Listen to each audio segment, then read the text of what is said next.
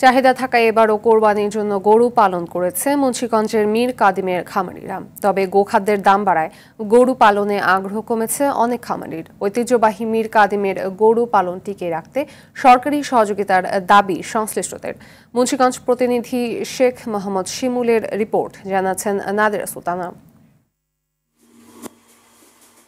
পছন্দের শীর্ষে মুন্সিগঞ্জের বিখ্যাত ধবল গরু। সম্পূর্ণ দেশীয় পুষ্টিকর খাবার দিয়ে গরু লালন পালন করা হয়, তাই বাজার মূল্য তুলনামূলক বেশি। যদিও সময়ের সঙ্গে মীর কাদিমের ধবল গরু পালনে আগ্রহ কমে যাচ্ছে খামারিদের। এজন্য গোখাদ্যের দাম বাড়াকে দায়ী করছে তারা। এতে 200 বছরের ঐতিহ্য হারানোর পথে। এই ধবল গরুর যে মাংস, এটার যে সেন্ট, এটা সারা বাংলাদেশের মধ্যে অন্য কোনো গরুতে পাওয়া যায় না। এই খৈল ভুসির অতিরিক্ত দামের কারণে এই খামারিরা আজকে এই ধবল গাই লালন পালনে তারা নিরুৎসাহিত হচ্ছে।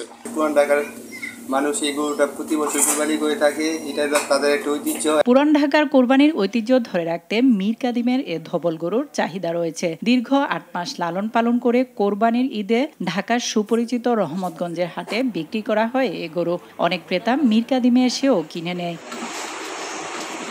মীর কাদিমের ধবল গরুর খ্যাতি ধরে রাখতে লালন পালনে সরকারের পক্ষ থেকে উদ্যোগ নেওয়া হয়েছে। আর দ্রুত মোটা তাজাকরণে ইউরিয়া মূলাশাস্ত্র খাওয়ানোর পরামর্শ দেন এই প্রাণী সম্পদ কর্মকর্তা।